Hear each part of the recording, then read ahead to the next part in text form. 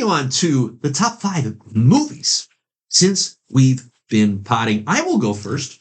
I will say this list was Super fun to put harder for the opposite reasons because there's a lot of good choices. A lot of great candidates here. A lot of good choices.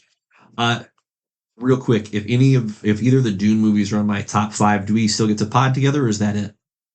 Hey, as long as that stupid Kevin, what was that movie? Costner, those Kevin Costner movies aren't on there, you're fine. Yeah, as long as those aren't on there. Safely absent. Yeah. So I'd say it's a good distance. I'd say you're safe. That's right. I'd say you're safe then. Because I swear to God, if that's your number 1 on that list, I walk out. We're done at 100. As you should. Neither of the Dune movies are going to make my top 5. They're part. That's of actually surprised. Yeah.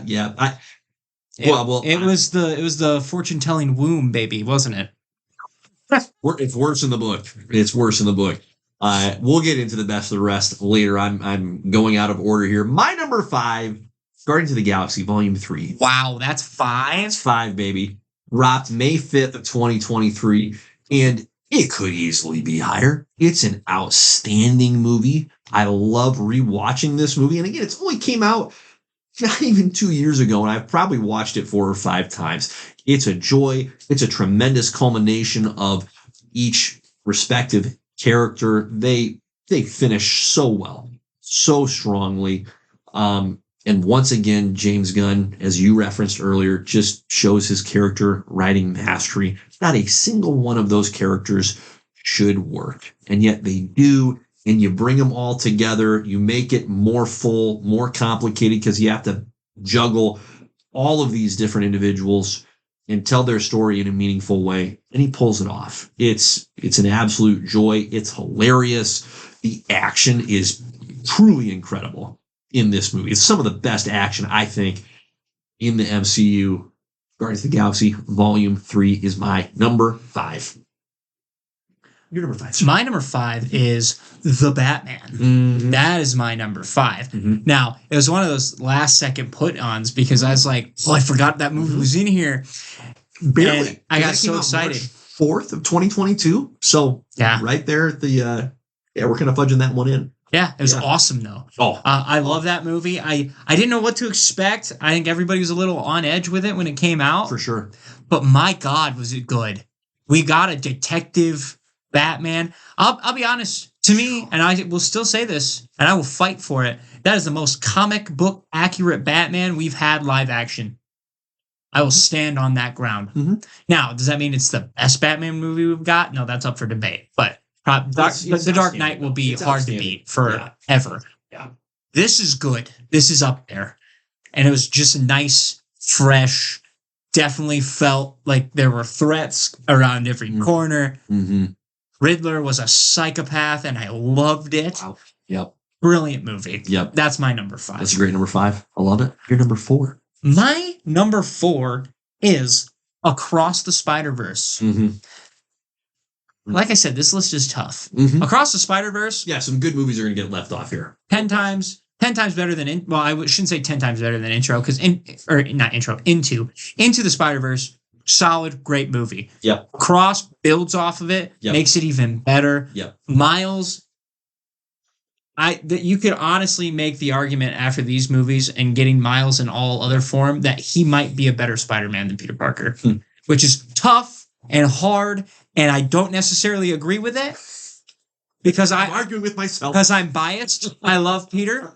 I grew up with Peter, but if somebody was like Miles, I like Miles more than Peter, I get it. Yeah. It's the same argument for me as I like John Stewart better than Hal Jordan. Sure. I totally get it. That is your Spider-Man. Yeah. It's fantastic that is a generation Spider-Man, essentially. Yeah. So I love that movie. Movie's great. No question. Andy Samberg's in it as Ben Reilly. Also, just have to throw that in there. Brilliant. Truly fun. Brilliant. Yeah. That's my number 4. Love it. I have a Spider-Man movie as my number 4. It's a different Spider-Man movie. Mine is Spider-Man No Way Home at number 4. Are you high? Are you high? Not even a little bit. No. Feeling really good. And again, this movie could easily be higher. It's a terrific movie. And by terrific, I mean it's as good as it gets. Okay. But that's how I feel about all 5 of the movies on my list. Like they're just as good as it gets. I would watch any of them anytime and be delighted. This was the first time that we had different versions of the same character show up in a movie. It was kept under enough wraps. Like there was obviously plenty of smoke around the fire of the movie. We're going, I think we're getting this person. I think we're going to get this version. But not only did we get the fan service of having Tobey Maguire and Andrew Garfield show up alongside Tom Holland, but they were tremendous. Like those guys brought it. And they haven't played the character of Peter Parker for years. In the case of Tobey Maguire, well over a decade. And they showed up and did a phenomenal job in their respective roles. And that's only one of the many highlights of the movie, the progression of Peter Parker's character. And I know I keep coming back to character progression, but it matters. It matters. And where the movie concludes with having our hero back to his roots was quite the simultaneously sobering and sincere finish that I didn't know I wanted or needed. It's an incredible movie. No notes. Spider-Man No Way Home. My number 4. So, my number 3, Deadpool and Wolverine. July 26th. I think I hate you. 2024. Your list is terrible. I think you did this to piss me off. Now we have a Beans beef. Horizon might be 1. I genuinely would not be surprised at this point if Horizon was at 1. Go ahead. That's right. Go ahead. Continue. Let me get to number 1, and then you can Go ahead. throw your slings and arrows. Another as good as it gets movie. It's so freaking funny. I haven't laughed at a movie like that. I've genuinely reflected on this and gone, when was the last time I laughed this much at a movie? It might have been when I saw Anchorman, like a good couple of decades prior to this one. It is so genuinely hilarious. Deadpool is perfect. Hugh Jackman is Wolverine. Of course, he's perfect. They put a good story around 2 characters that you just want to see have at each other. The cameos they brought in were wild, totally unexpected, and an absolute delight. Just incredible. X-23, it's so much fun to have her around and pulled into what seems to be the MCU at large. So stoked to see her. This movie is pure fun from start to finish. That's my number 3. My number 3. Your number 3. Let's hear it. And this is where it gets really, really hard. The top 3 was super hard for me. I have Guardians of the Galaxy 3 at number 3. Yep. For all the reasons you said. Yep. Rocket's story alone is phenomenal. Their last little badass walk for that final couple of fights, brilliant. Oh, it's a beautiful. No Sleep Till Brooklyn, baby. Oh yeah, unreal. A perfect conclusion to arguably the best superhero trilogy of all time, and that's bold, but I stand by it. It's up there. There's merit to that. And I never would have thought that with Guardians of the Galaxy. Mm-hmm. Like, that shouldn't be how that is. Wrong. Yeah. Thor should be higher. It's not close. Sure. So, Hulk should be there. They are. But we've only had 1. So, turns out you're going to have 3 to have a trilogy. The math doesn't quite, can't stretch it. Ant-Man and the Wasp, no, we knew that wasn't going to happen either. So, it's fantastic. That's where Guardians of the Galaxy should live. Yeah, exactly. Right? It should be in the Ant-Man and the Wasp realm. And it's not even close. No. So, thank you, James Gunn. Well done, sir. Guardians of the Galaxy 3 is my number 3. My number 2, somebody else had it lower for some stupid reason. Spider-Man No Way Home is my number 2. By a mile. Well, not by a mile, by a very short pacing. That's great. Short pacing. Look. Toby almost made me cry coming back. Oh, Andrew Garfield won me over. Isn't that incredible? Like, I think he had the best performance as Spider-Man out of the 3 of them, which would not have called that in a million years either. But to see them all 3 together interact and it makes sense, and they didn't like detract from one another. Right. That was awesome. Yep. It worked. Yep. And I want to see them get back together again. And I don't know if it'll happen. We can only hope with Secret Wars. But yeah, we got This is incredible. we got comic accurate Spider-Man at the end of the day. Yep. At the end of it. So I'm very excited to see what they do with it. Yep. That's my number 2. Great number 2. My number 2 is The Batman. Biased. No, I'm kidding. 100% up. It's total personal bias. I love the character of the Batman. That's my favorite comic book character, has been for a good coon's age. I thought the iteration, and you said it already, but it is the most comic accurate version of the character we've had on the screen. Now, that's not to say it's the most comic accurate character we could ever, or version of the character we could ever get, but he was presented so well. So well. And I just remember prior to seeing the movie, the runtime always gets revealed, maybe a week, 2 weeks or so before the release of a particular movie. And hearing the news that, hey, so this is going to be a 3-hour movie. It's like, excuse me? 3 hours? That's bold. That's confident. And this movie turned out to be both of those things. The trajectory of the Batman character from the start of this movie, and Bruce Wayne, they're obviously tied together, but the trajectory of those two personas from the start to the finish was absolutely beautiful. The scene that lives in my mind that I can just close my eyes and picture so clearly every time is when Batman, towards the end of the movie, falls into the water, rises up, lights the flare, and leads the people out of the flooding arena, and how he has changed from this just blind rage, angry vigilante, self-serving, really, to a servant and savior of others, bringing them out of the muck and the mire. It just gives me goosebumps every time I see that scene, or even think back and reflect on it. Tremendous work with that character and with that movie that I obviously want, and we are going to see more of that version of the Batman moving forward. But here's the deal. If that Batman movie just lived in its own silo forever, just don't touch it. That's about as good as it's going to get. That's pretty perfect. So that's my number 2. My number 1 is Top Gun Maverick.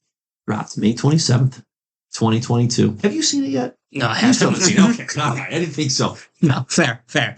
And I forgot that movie was I know. even out, so it's all good. This one was going to catch you by surprise. But this movie, my wife and I just watched it recently, so there's a little bit of recency bias going on here, no question.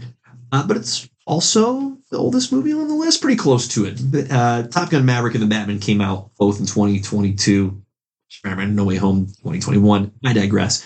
This is just a freaking pure movie. It's so damn good. And it shouldn't be. It's a freaking sequel. Let's just go to the tape here. Okay, you used Google earlier. I'm going to do the same thing. Top Gun release date. Let's see, May 19th, 1986. Why are you touching it? Why are you touching it? They had a legit story to tell. 36 years later. That's crazy. And Tom Cruise, I don't know how he does it. You've mentioned, and it's absolutely correct, he is the last action hero. He's magnificent.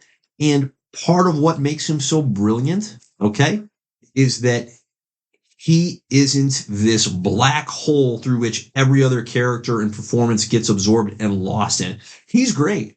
He is. But he elevates and makes room for all of the actors and actresses around him to shine as well. This is where I got introduced to Glenn frickin' Powell.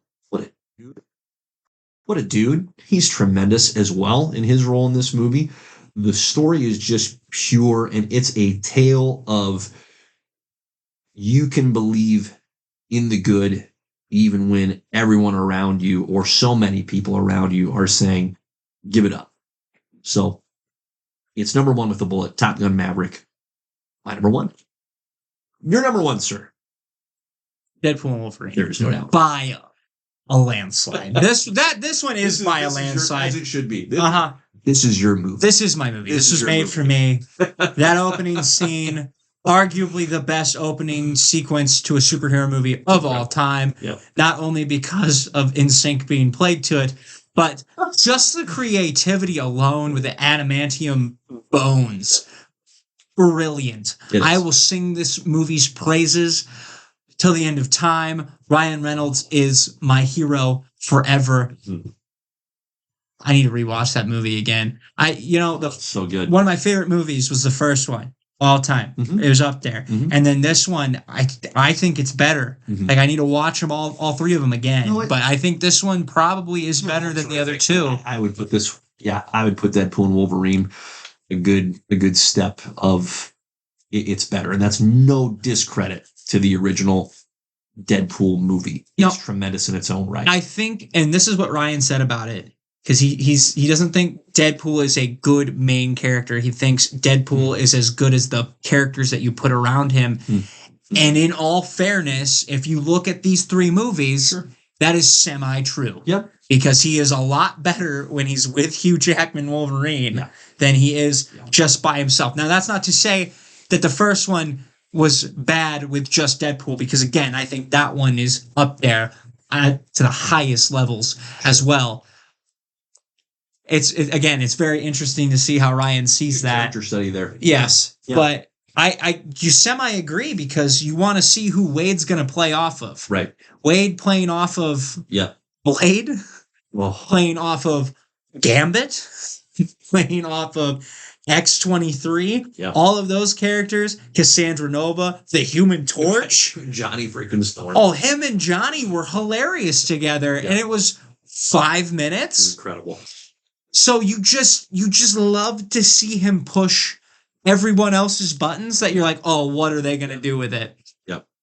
And they just nailed it with this movie. No question. Oh my God. I love that movie. I will sing its praises till I die. That's my number one. It's going to be such a fun movie. Watch and rewatch for years to come. Oh, for sure. It just, there's so much to enjoy with it. I mean, I can pick any number of instances, but the cameos when he's searching for the Prime Wolverine and they bring Henry freaking Cavill in, you have the Cavalry, like that. Truly incredible stuff. Incredible stuff. Well, we got that, and then we also got real height Wolverine. Yep. And they're like, you guys really want this? I don't think you do. It's just comedy. Accurate Wolverine. It's like, no, you don't want this. Told you. No, it's such a perfect movie. I have zero qualms with that one. It's so good.